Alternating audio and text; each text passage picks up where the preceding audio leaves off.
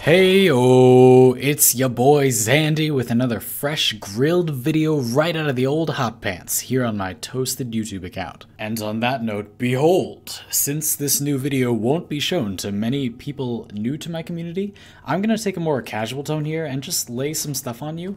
I've got some platinum and glyph codes and even a prime access to give away, and I want to talk about some framework previews and new types of content I want to make. This video will be a little of everything, and I'm really just making this to say thank you. Seriously, thank you. Thank you all for being so patient and supportive while I was moving. I've settled into my new apartment, and after a 10-day delay on getting internet service that was a little painful, we've been back up and running for about a week now. We've been streaming almost every day. I now stream 5 days a week on Twitch, and you can check out my schedule on screen, and for reference is also just below my Twitch channel main page, which is in the description. I'd be thrilled to see you there. I'm going for Twitch partnership this year, and I also finally continued Tools of the Trade with an episode in Hystrix. That's in the description too, and it's slightly longer. It's a slightly longer episode with kind of a weird audio quality. My recording space is bigger, which is great, but that also means new and harder challenges for soundproofing. It's hard to sound treat a larger space with the acoustic foam I have, and that's meant that my sound was a little echoey at first. I used a headset mic in that Hystrix video, and that did kind of alleviate the effect, surprisingly, but I think I've mostly fixed the problem now, and you're hearing this video with the same mic I was using before. I think it sounds about the same, but definitely tell me what you think if you think you notice a difference. Speaking of what I've been using, let me show you some things I've been working on. So where I'm at with focus, I'm almost done with Xandypants, which is kind of like my staple tree. Pretty much got everything I want here. I need more way capacity, more pool capacity for all of my unbound things, but the regenerating tides is not a huge deal. I mostly have what I want, and then I also recently maxed out Void Strike in the Moderate tree. This is for solo farming Eidolons. I mean, you use it for normal farming Eidolons, but it's important for solo farming Eidolons so you can get those shields down in a timely manner. And I'm also building a 3-3-3 amp, which is my preferred choice for soloing them. A lot of people like the Shraxon scaffold, the 2 scaffold, but I like 3-3-3 for soloing, and then I use a 2-3-1 for like normal use. So I'm working on that. I also got Phoenix Spirit, although this doesn't affect amps, which kind of sucks, even though they do void damage, which is like sort of an elemental damage type. That's a bit disappointing. I usually run Elite Onslaught to 8 to 12 waves with this Saren loadout for focus and just general value stuff. I've been running solo, but I've found that the focus gains are not that different in a group. Saren now has meaningfully more survivability now that it's reasonable to get a set of Arcane Guardians. Like before it was like if you weren't going to buy them for a lot of platinum or you weren't going to raid, you kind of forget it, but now they're relatively accessible, and these really change the game for a lot of different Warframes. Like frames that want to be a bruiser or want to be tanky, but don't really have the armor to support doing that, can now just slap on a set of Arcane Guardian, and suddenly they're relatively 900 armor, you know, like okay. So that's what I've been running on my Saren. Mostly prioritizing range here. You want those spores to spread, and then duration is for miasma. We'll talk about that in a sec. And then, you know, moderate strength. I find efficiency is really not all that necessary. I run Xandypants when I do Onslaught, so it's not a big deal for me. And Arcane Consequence also not a huge deal. I wouldn't really recommend trying to do. I don't even know if I'd recommend playing Saren if you don't have Arcane Guardian, because it just like there's no good way to make her tanky.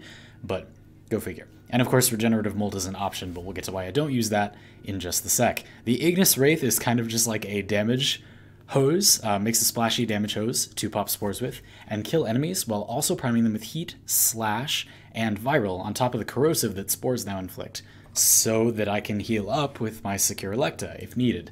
This is built specifically for Saren to use for Condition Overload priming. You see it's got Electricity and Blast, which are 2 things I don't inflict elsewhere, and Healing Return, so you're likely to have like 5 status effects on enemies and then heal for a lot per enemy hit with large range and a lot of speed, really, really high speed. And this also does fair damage. It's not really meant for that, even though it's built for healing. Toxic Lash also gives you a Toxin proc, so you're really scaling like crazy. If you wanted to throw Condition Overload on here, it would do pretty sweet damage, so you can do that too if you want. And then the Ozma here is a new piece of tech. We came up with this on stream. This is here for remotely popping spores. So spores now spread as long as they don't kill their victims themselves. So if you shoot them or an ally kills the enemy or whatever, then they spread, so you can spore an enemy and then leave behind an Ozma turret with the alt fire to pop spores several times after you leave. To make that as effective as possible, you can see that I made the magazine really big with Tainted Clip and Ice Storm, and I used Creeping Bullseye to make the fire rate slower while omitting Lethal Torrent. We don't really care that much about damage, we just want blast procs for some area crowd control. You can use this weapon on lots of loadouts for that, and then also like a persistent source of damage. With this build, these turrets last like over 20 seconds, which is really effective for popping spores while you're not there, and that will keep them spreading all over the place. Now, what I was saying about duration before, spores now spread if they're affected by miasma. Like if the target they're on is affected by miasma and then the spore tick kills the enemy, the spore will still spread, which is awesome. So miasma is a good way to spread spores if you have a lot active but you're not near them, and then between that and the asthma turrets and being able to just shoot stuff, it's pretty effective overall, and you will be able to spread your spores all over the place, which is awesome. I'll talk about my solo Eidolon setup in a minute, but I also have a very fun and relatively powerful loadout that can swap elemental damage types during a mission. Some of you might have seen my video on that during my participation in the YouTubers Union Warning Strike, but if you missed it and that sounds cool to you, there's a link in the description. As per the details of that strike, that video is only available on Twitch, but you will see that loadout here on YouTube in the future as well. I know most of you know this by now, but the recent changes to the nature of YouTube behind the scenes have meant that my videos and lots of other people's videos are now not being shown to much of anyone for no real reason, and they aren't getting demonetized. YouTube just doesn't recommend them much.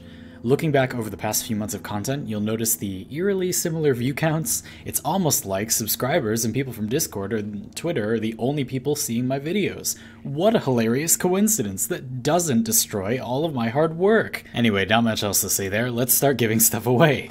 We're going to do 3 platinum codes for 75 platinum each and 3 glyph codes per platform, all that stuff per platform, for a total of 18 prizes. Enter through either Twitter or Discord, both of which you can find in my description. All you have to do is send me your in-game name, what platform you play on, and your best alternate name for my YouTube channel. If you were going to rename my channel something that's still unmistakably XandyPants, or even contains XandyPants in it, what would you choose? This question probably seems weird, but it'll make sense later in this video. If you enter through Twitter, just tweet that at me, and if you enter through Discord, you can post that in a special channel called Festival. It should be easy to find, but if you have any trouble, just ask someone in another channel for help. You have to enter through Discord or Twitter. YouTube doesn't reliably tell all of you when I post or do anything, so to be able to announce winners, I need to use other platforms. And also, if you're interested enough in what I'm up to while watching this video, and you've gotten this far in this video, you probably will enjoy what I do on those other platforms. You have the rest of this week to enter, so that's until the 15th of this month. If you're from the future, it's June 2018 back here. We had been talking about the loadouts I'm working on, and that solo Eidolon setup is on Oberon here. He can keep the lures healed and armored up, and negate magnetic procs with his grass, but you can also use Trinity, and I've heard of a few other strategies before as well. I just cracked open this crazy Buzzlock Riven that I'm going to show you in just a sec, that I finally decided to invest in, even though I normally don't think investing in big Rivens like this is that worthwhile. This one is insane, and this build does nasty damage. This isn't the best metric, but look what happens to these level 135 bombards with it. Like, just disgusting how fast it kills them with no armor reduction, with just a CP for armor reduction. Gross how fast it kills level 135 bombards with radiation damage. Absolutely disgusting. Look at that. Disgusting level of power on the Buzzlock there, but it doesn't work very well with Void Strike since it does its damage with many shots instead of focused into one. On the other side, the Nell provides infinite ammo on the back burner with its headshot buff. You can just shoot the Eidolon's head and then open fire on the limbs with your infinite ammo headshot thing. And then the Sarpa with Shattering Impact is used as a damage multiplier. You can reduce the Eidolon's armor a lot by shooting a few volleys in, and they're like bursts, so you get a lot of triggers really fast. So you can really quickly remove all the Eidolon's armor. You want to remove most of it, but not all of it, so you keep that radiation big damage bonus against alloy armor, but it's really good, it's helpful, it gives you a damage multiplier since you don't have one when you're using Oberon for hunting Eidolons, but you've got that healing, you got that sustain, you got all that stuff handled, you know. And corrosive projection isn't really necessary, you can kind of use whatever aura you want here. Okay, continuing the wild ride from topic to topic, what should we talk about next? Okay, so the plan for giving away the Prime Access, that's connected to something a bit more complicated, so let me break it down. I promise this is related, but it's long, so maybe grab a snack or get your login daily or something while I describe this. As I mentioned earlier, and lots of times over the past month, this YouTube channel is currently basically blacklisted and can't grow much on its own anymore. Maybe someday they'll get themselves together and fix that, but for now we're stuck. So rather than just giving up, resigning to making videos only when I have time, since they can't possibly make me much money and replace other outside work with no ability to get strong view counts, I'm gonna try to get another channel rolling instead. To be clear, no matter what happens, I'm not planning to stop making content on this channel. I make videos because I like to. It's just that I can make a lot more if I also get money for them, and all things being equal, it would be nice to be paid for the work that I'm going to do either way. I would be planning to maintain both channels and feature different kinds of Warframe content on each if the second one takes off. For example, imagine if the second channel can sustain both channels, that we could do framework and tools of the trade, one of each a week, each with their own channels, provided I had enough time and that they could replace some outside work. But how, you're asking, and kinda so am I. But my plan is to launch that second channel alongside The Sacrifice, whenever that comes out. I'll make a video on whatever new mechanics we get after that quest as fast as humanly possible. Many of you have noticed how quick I can be on the draw with news topics when I choose to cover them, and we're going to take advantage of that. That's actually the exact same way that I started this channel too, when The War Within came out. So when that video comes out on the second channel, I'm going to put a very short video up on this channel letting you know that that second channel exists and that the Sacrifice video is up, and with some initial support from you all, I think we can get some pretty powerful initial momentum. Now, mind you, all of this is assuming that the Sacrifice doesn't drop like right after I upload this video. We don't get updates like this very often, with this level of hype very often, so this is a once-in-a-lifetime chance to revitalize my growth on YouTube, but I don't really know when to expect it, so that's the potential concern. And this is also assuming that the new channel doesn't immediately get shafted just like this one did. It doesn't seem like that's how it happens, based on a lot of research I've done in the background over the past few months, but who knows? I did find out that making another channel with the same Google account doesn't work, and the blacklisting effect just carries over as far as I could tell, so I've made an entirely separate Google account, even on a separate IP address. I can't imagine that mattering, but I did, and hopefully that'll get us through for a little while. This is connected to the Prime Access thing, because that would be a great promo for a new channel to get it rolling. I'm going to give away that Prime Access on the second channel, so checking that channel out will keep you apprised of that giveaway. And keep in mind, we're going to do the next Prime Access, so it will also be minimum in like a week or two. You know, what it'll depend on, we have to get the Sacrifice, and then I have to have a little time to let that video breathe, and then whatever. So I don't know exactly when it's going to be, but I would theorize it's probably going to be before TennoCon. Again, I don't know. They said June, so anyway, that. I'll, of course, keep you apprised of that. If you check out that channel, that will help you keep apprised of that and get to that video when it comes up, get for that giveaway, get a chance to win the next Prime Access. But, of course, I'll also announce that on my Discord and Twitter, just in case YouTube decides to, yeah. Anyway, so in short, we're starting another channel. I intend it to be even more Warframe content. Maybe we'll do other games sometime this year, but I'm not keen on doing that until YouTube stabilizes for us. I'm gonna make a video on the Sacrifice's new mechanics, whatever they may be. I guess maybe somehow there won't be any, but come on. And there will be a second video on this channel telling you that that exists on the second channel whenever the Sacrifice hits.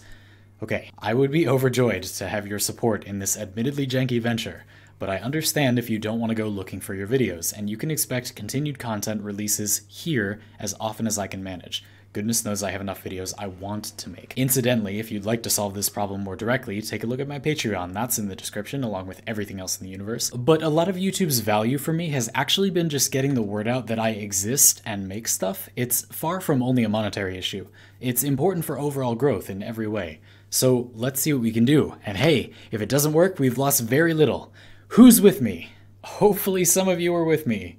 Quick roundup of some other stuff I have planned before we go. The dual frame frameworks, where two frames synergize together, are still coming. The first one we were gonna do with Joey Zero got wrecked for a lot of reasons, but I have another one planned that's almost done. Most other frameworks are on hold because of the imminent melee overhaul and the potential impact that Umbra would have on all of Framework. But if Limbo is the next Prime, I'm gonna do a framework on him, and I may do updates on all frames with exalted weapons since they're gonna get dedicated mod space instead of taking mods off of weapons in your loadout. Again, whenever we get that, I want to update those.